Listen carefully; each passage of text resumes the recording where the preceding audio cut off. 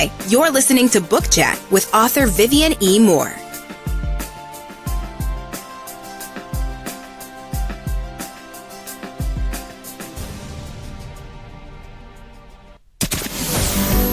Welcome, everybody, to this week's episode. We really appreciate you joining us. This podcast really shows us how we can all learn, live, and thrive off of each other.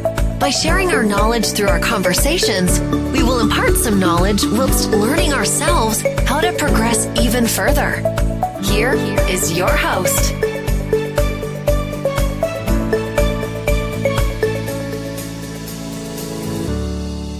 Hello and welcome to Book Chat. I am your host, author Vivian E. Moore. Hope everyone had a great week and I hope that you're having an even better weekend. Alrighty, we're going to get straight to today's show. The title is When You Know, You Know. And the topic is what it takes to be a great writer. You know, no one had to tell you that you were a writer. The realization didn't arrive with confetti or applause. It came quietly, naturally, like a truth you had known all along. You know, writing isn't something that you choose. It's something that chooses you, right? And when you know, you know. But knowing you're a writer, it is only the beginning. And becoming a great writer, well, that takes something more. So the first thing is that you must own your craft. Okay, so great writers don't just write. They study writing. They pay attention to words, to rhythms, to structure, and emotion. They read widely and they revise deeply. And then they push themselves beyond their comfort zone. You know, mastery isn't luck. It's labor. Like an expectant mother who toils and then endures hours of death-defying pain to bring forth what she's created. And you know what? It is well worth the wait. So when you know your craft, you understand that every sentence carries weight and every paragraph must earn its place. Okay? So in order to do that, you must have confidence in your voice. You know, there comes a point when your voice clicks and when you stop trying to write like someone else and you just then break your own unique style, right? So that's when the magic happens. You know, it's a great writer or a great writer doesn't seek permission to speak. Okay, they trust what they have to say. Okay, they trust their voice. They trust their words. They have confidence in who they are. And so, you know, there is no doubting that because just to be clear, confidence isn't arrogance. It is certainty that is born from practice and authenticity, right? Because when you know, okay? And then the next thing is you need to have discipline over inspiration. Okay. You can be inspired to do anything, but if you don't have the discipline to carry it out, then it's just wasted. Right. So inspiration, again, it is beautiful. It is a beautiful thing, but it is unreliable. Okay. Greatness grows in the routine, in showing up when it's hard and when the words feel tangled and the story feels stuck. Okay, when you have basically painted yourself in a corner and you want to throw up your hands and say, okay, that's it, I'm done. You know, I can't figure this out, so I'm through. But you need to have that discipline to overcome and that discipline to carry out and that discipline to carry through. Because real writers, they write on the days that they don't feel like writers. Okay, it doesn't matter if you don't feel like writing. Some days you just don't feel like that you are a writer. It feels like you don't have the potential to carry this thing out. It's like you've done all that you can do and you cannot do anymore. But you know what defines you is that you write in spite of all of that, because you are what you are, because when you know, you know. And that's where the growth happens, okay? It is beyond excitement, but it is within commitment, okay? You have to be committed to this thing because it is not easy. And we've talked about this in previous episodes. You know, it's not easy. Writing is not easy. It is something that demands your time, and you have to have faith in it, and you have to have faith in yourself, all right? So the next thing is learning without ego. And I know that is hard for a lot of people because ego always steps in, okay, when reality steps out. But to be great, you must be both a student and an artist, okay? You know, we talked about it on other episodes, like that closed fist. You know, if it's closed, nothing can get in. And nothing can go flow without. But when it's open, there you go. There's all your potential right there, sitting on the palm of your hands. So what you must do is you need to revise that thought. You need to accept critique. Okay. So, and I think the most important thing is you need to improve. All right. You know, your ego says that, you know, I'm already good. So what more do I need to do? But then excellent asks, how can I be better? Okay, because that is always the question. Yes, you may have mastered one thing, but how can you be better? Okay, and you should always ask yourself that question because you need to build on what you already know, but to become better at it. Okay, and that to me is growth. So knowing your stuff means knowing that there is always more to learn. All right, because your brain has a great capacity. And when that brain stops learning, then that means that you are shut off and shut out of everything. But when you allow more and more to enter by growing, by learning, then that empowers you.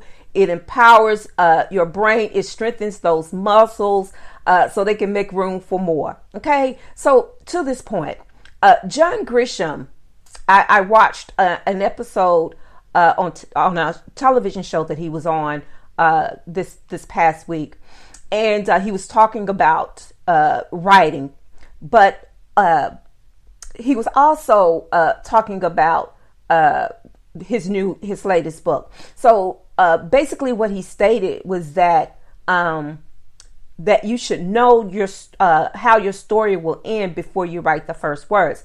And I agree with that because, you know, that is how I've always started my books, with knowing how it's going to end, and then I build on that. Because if you don't know which direction your story is going or how it's going to end, then I don't really see how you can write it. So he made a good point about that.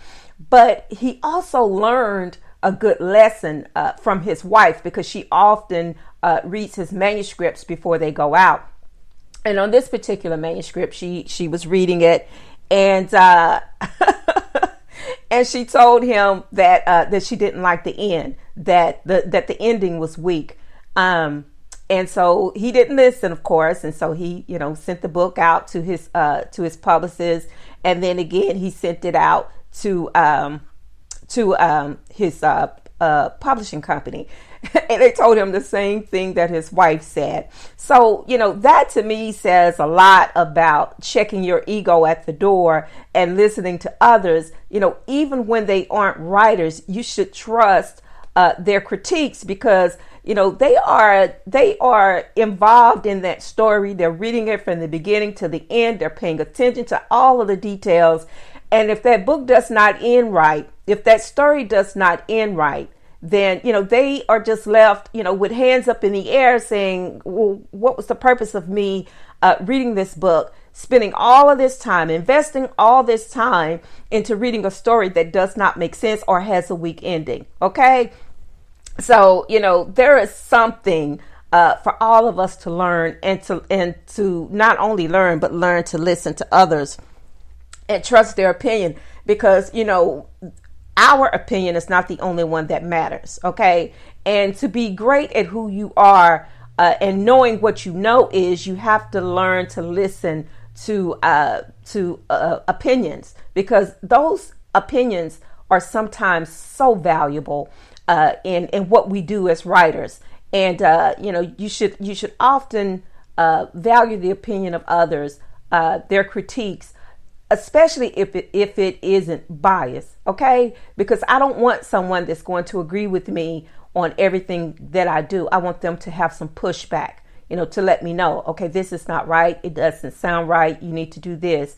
I'm going to trust their opinion because they're not agreeing with me saying that, oh, it's great. You're setting yourself up for failure if you listen to that. So don't do that, okay? Learn to listen to those critiques, learn to listen to others, because what they have to say is sometimes valuable. All right.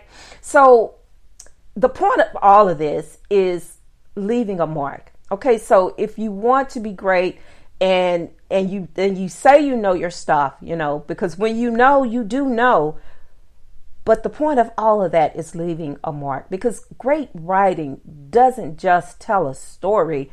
It leaves a fingerprint.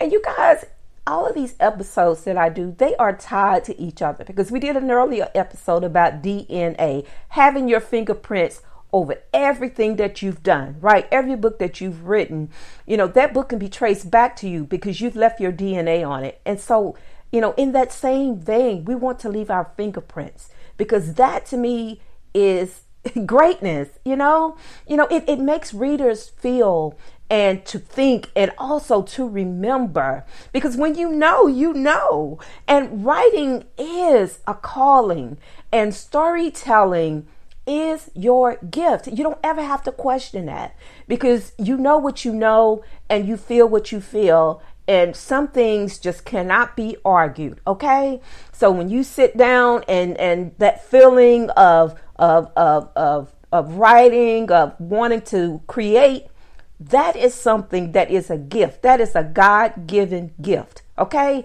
but you can build on that gift. You can make it better and better and better. Just don't rely on the gift. You have to do other things to make that gift greater. And that means studying, reading, and listening to others, when they offer their critiques, again, especially if those critiques aren't biased. Okay, because greatness comes from what you do with it. Remember that. Okay. So what does it take to be a great writer?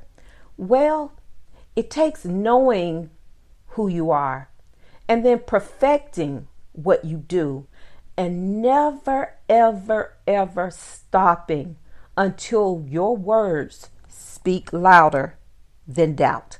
Okay? Because after all, when you know, all right? You don't just write, you create. Now, go be great.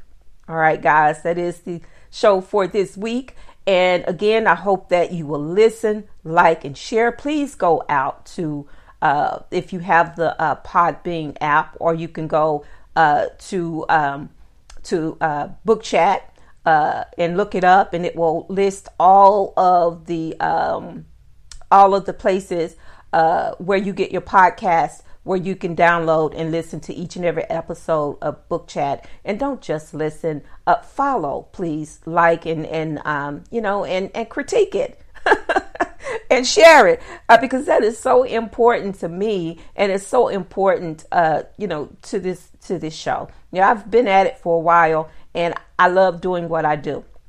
Okay, I would not change it for anything. So, but again, I do appreciate those who listen on a regular basis, and I thank you. And as I always say, remember to tell those who you care about the most how you feel about them today, because tomorrow is not promised, and maybe the only chance you get to say it. So on that note, I love you. I hope you love me back. Until the next time you hear my voice, God bless you, and goodbye.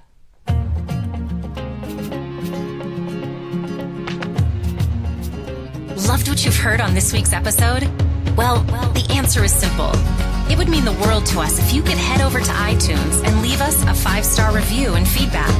Spreading the word really is the best way to grow our podcast and achieve even greater things. Thank you.